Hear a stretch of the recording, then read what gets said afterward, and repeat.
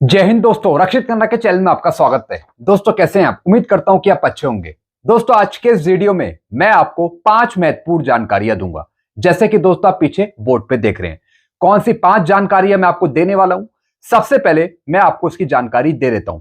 सबसे पहली जानकारी मैं आपको दूंगा, आज आएगा दिसंबर 2025 का AI सेपेन का आंकड़ा। जी हां दोस्तों, आज शाम को दिसंबर 2025 का AI सेपेन का आंकड़ा आएगा, जिससे हमारा DADR फाइनल हो जाएगा कि जनवरी 2026 से कितना परसेंट होगा। लेकिन दोस्तों मैं आपको एडवांस में बताऊंगा कि जो शाम को आंकड़ा आएगा उसके हिसाब से आपका जनवरी 2026 से कितना परसेंट DADR होगा। इसकी पूरी जानकारी दूंगा एक छोटी सी टेबल दिखाकर, आंकड़ा दिखाकर। फिर दोस्तों अगली जानकारी मैं आपको दूंगा, फिटमेंट फैक्टर कितना होगा 8 CPC का DADR 60% होने पे। जी हां दोस्तों, जनवरी 2026 से आपका DADR 60% होगा और उसके हिसाब से आपका 8 CPC का फिटमेंट फैक्टर कितना होगा, इसकी जानकारी मैं आपको दूंगा आगे। बिल्कुल सटीक एक्यूरेट जानकारी मैं आपको दूंगा। फिर दोस्तों अगली जानकारी मैं आपको दूंगा, पूर्व सैनिक की मृत्यु के बाद अगर पत्नी या फिर बच्चे नहीं है, फैमिली पेंशन लेने के लिए फिर पूर्व सैनिक के माता पिता को मिलेगी पेंशन।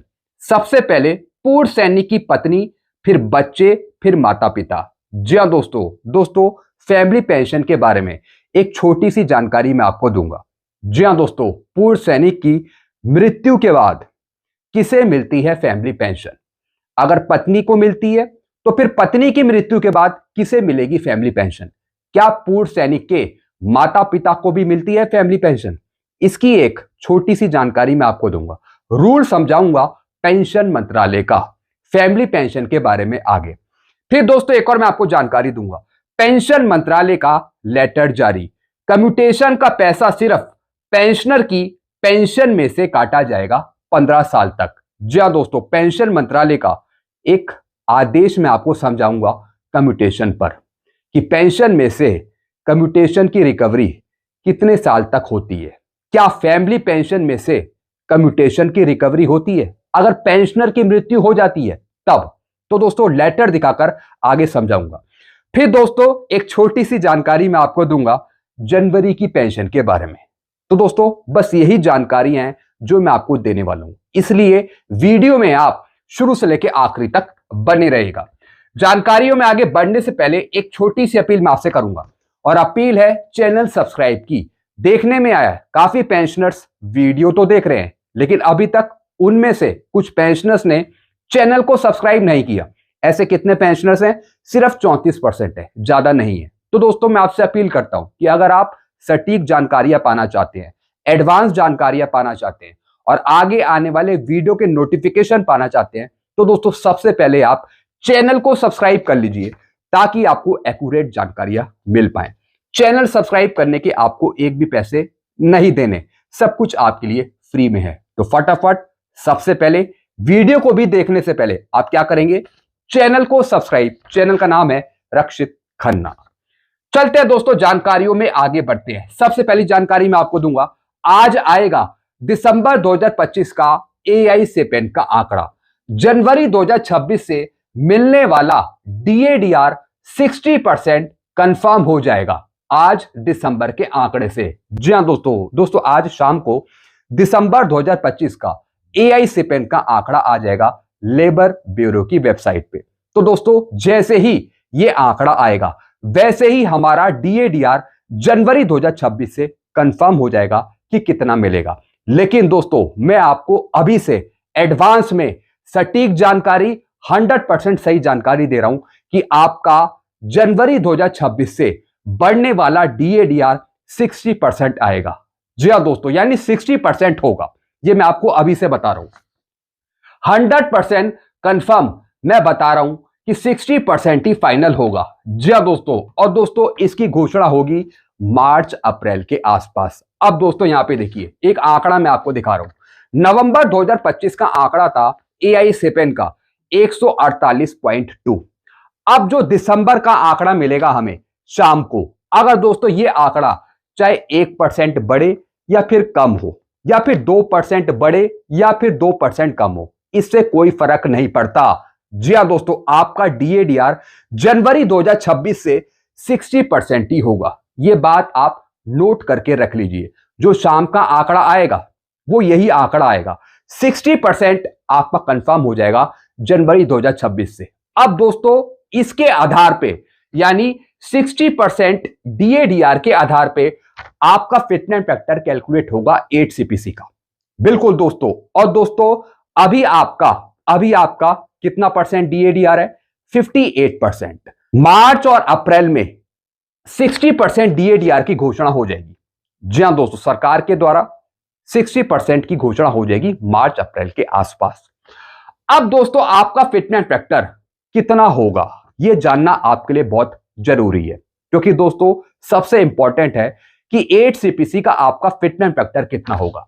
इसका पॉइंट मैं आपको समझाऊंगा दूसरे नंबर पे। फिटनेस फैक्टर कितना होगा 8 CPC का डीएडीआर 60% होने पे? जी हां दोस्तों, अब आपका सवाल है कि डीएडीआर तो हमें मिल जाएगा 60%, लेकिन अब 8 CPC का कितना फिटनेस फैक्टर होगा? दोस्तों अगर आप भारत सरकार के परसेंटेज को आप ना जोड़ें तो दोस्तों आपका फिटनेस फैक्टर है 1.60।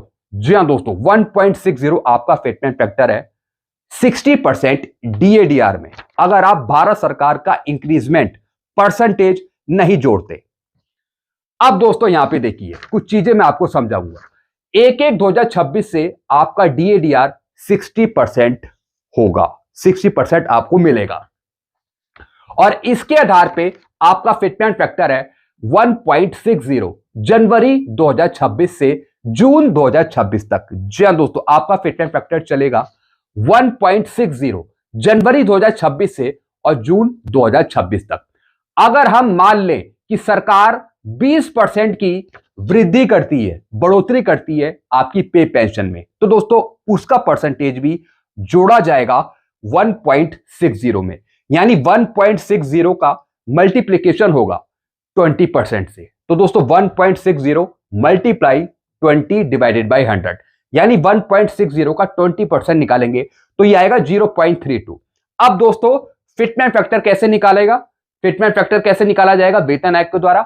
1.60 प्लस 0.32 दोनों का टोटल करेंगे तो आपका फिटनेस फैक्टर बनता है 1.92। तो दोस्तों ये फिटनेस फैक्टर है डीएडीआर 60% के हिसाब से। और भारत सरकार का परसेंटेज अगर हम 20% इसमें जोड़ते हैं तब आपका 1.92 बनेगा। अगर भारत सरकार 20 की जगह 25% बढ़ाती है, 30% बढ़ाती है, तो दोस्तों आपका फिटनेस फैक्टर 1.94, 1.96 या फिर 1.98 के आसपास होगा। तो दोस्तों भारत सरकार के इंक्रीजमेंट पे डिपेंड करेगा आपका फिटनेस फैक्टर कि कितना बढ़ेगा, क्योंकि डीएडीआर के रेट के हिसाब से तो आपका कम ही फिटनेस फैक्टर बनता है। तो दोस्तों ये मैंने आपको जानकारी दी डीएडीआर के बारे में और फिर उसके आधार पे फिटनेस फैक्टर के बारे में। बाकी आपके सवाल आप कर सकते हैं कमेंट बॉक्स में। चलते हैं अगली जानकारी की तरफ। पूर्व सैनिक की मृत्यु के बाद अगर पत्नी या फिर बच्चे नहीं है फैमिली पेंशन लेने के लिए, तो फिर पूर्व सैनिक के माता पिता को मिलेगी पेंशन। जी हां दोस्तों, अगर पूर्व सैनिक की मृत्यु हो जाती है, अगर पूर्व सैनिक की पत्नी नहीं है या फिर बच्चे नहीं है, तो दोस्तों फैमिली पेंशन मिलेगी पूर्व सैनिक के माता पिता को। जी हां दोस्तों ये रूल्स है पेंशन मंत्रालय के, जो हम भी अपने डिपार्टमेंट पर अप्लाई करते हैं अपने पेंशनर्स पे, फैमिली पेंशनर्स पे। अगर पूर्व सैनिक है, अगर उसकी मृत्यु होती है तो उसके बाद वाइफ को फैमिली पेंशन मिलती है, लेकिन अगर पूर्व सैनिक की वाइफ नहीं है, साथ ही साथ अगर बच्चे भी नहीं है, तो फिर पूर्व सैनिक के माता पिता को फैमिली पेंशन मिलेगी। बस शर्त यह है कि माता पिता की कहीं अर्निंग नहीं होनी चाहिए 9,000 से ज्यादा, उनकी अर्निंग नहीं होनी चाहिए कहीं से, तब मिलेगी माता पिता को। यानी सबसे पहले पूर्व सैनिक हकदार होगा पेंशन लेने का, फिर पूर्व सैनिक की मृत्यु के बाद उसकी पत्नी को मिलेगी फैमिली पेंशन, फिर पत्नी मरने के बाद फिर बच्चे होंगे फैमिली पेंशन लेने के लिए। लेकिन अगर बच्चे नहीं है या फिर पत्नी नहीं है और पूर्व सैनिक की मृत्यु भी हो जाती है तो दोस्तों फिर माता पिता नॉमिनेट हैं फैमिली पेंशन लेने के लिए। माता पिता का नाम कहीं ना कहीं मेंशन करवाना होगा पूर्व सैनिक को जब पूर्व सैनिक जिंदा हो। ये मैंने आपको कुछ रूल समझा दिए। चलते हैं दोस्तों अगली जानकारी की तरफ। पेंशन मंत्रालय का लेटर जारी, कम्यूटेशन का पैसा सिर्फ पेंशनर की पेंशन में से काटा जाएगा 15 साल तक। 15 साल से पहले पेंशनर की मृत्यु होने पर फैमिली पेंशन शुरू होगी, फिर फैमिली पेंशन में से कम्यूटेशन की कोई रिकवरी नहीं होगी। लेटर संभाल कर रखे अपने पास। जी हाँ दोस्तों, एक लेटर मैं आपको दिखा रहा हूं, ये लेटर आप मेरे से ले सकते हैं। इस लेटर के मुताबिक, पेंशन मंत्रालय के लेटर के मुताबिक, अगर पेंशनर की या फिर पूर्व सैनिक की मृत्यु हो जाती है 15 साल से पहले, यानी जब तक उनकी रिकवरी हो रही है पेंशन में से, लेकिन अगर 15 साल से पहले मृत्यु हो रही है किसी पेंशनर की, पूर्व सैनिक की, उसके बाद उसकी पत्नी की फैमिली पेंशन शुरू होगी। तो दोस्तों जो पैसा सैनिक की, पूर्व सैनिक की पेंशन में से काटा जाता है कम्यूटेशन का, वो पैसा फैमिली पेंशन शुरू होने पर वाइफ की उसकी पेंशन में से काटा नहीं जाएगा। तो दोस्तों वो पैसा माफ हो जाएगा फैमिली पेंशन में से। फैमिली पेंशन में से कोई रिकवरी नहीं करी जाएगी, कोई पैसा नहीं काटा जाएगा जब फैमिली पेंशन शुरू होगी। तो दोस्तों यही इस आदेश में लिखा हुआ है। सभी रिटायर्ड केंद्रीय कर्मचारी इस कॉपी को अपने पीपीओ के साथ रखें और अपने जीवन साथी को भी इसके बारे में जरूर बताएं। जी हाँ दोस्तों, ये जानकारी पत्नी वाइफ को नहीं होती, ये आपका कर्तव्य है बताना अपनी वाइफ को या फिर स्पाउस को। आप पेंशनर्स हैं, एम्प्लॉई हैं, आपका फर्ज है अपने बच्चों को बताना, सारे रूल्स रेगुलेशन समझाना, वाइफ को समझाना, पत्नी को समझाना, ताकि आपके मरने के बाद बच्चे या फिर वाइफ सफर ना करे। तो दोस्तों ये सारे रूल्स रेगुलेशन आप जरूर बता के रखें अपने घर वालों को। तो दोस्तों यही जानकारी इसमें बताइए।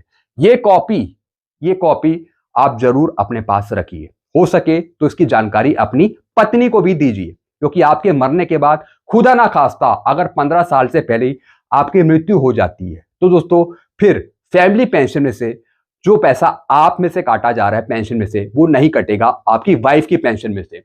इसमें यह साफ किया गया है कि अगर रिटायर्ड केंद्रीय कर्मचारी की मृत्यु पेंशन कम्यूटेशन की तारीख यानी 15 साल से पहले हो जाती है तो पेंशन की कम्यूटेड वैल्यू फैमिली पेंशन में से नहीं काटी जाएगी, यानी फैमिली पेंशन पूरी दी जाएगी, फुल पेंशन ऑथराइज होगी वाइफ की या फिर स्पाउस की। तो दोस्तों ये जानकारी, ये लेटर आप ले सकते हैं मेरे से। It's a very important letter. चलते हैं दोस्तों अगली जानकारी की तरफ। लास्ट इंफॉर्मेशन है, आज स्पर्श से पेंशन मिल रही होगी स्पर्श के पेंशनर्स को। कमेंट करके बताएं मिली या नहीं मिली। जी हाँ दोस्तों, आज है 30 तारीख।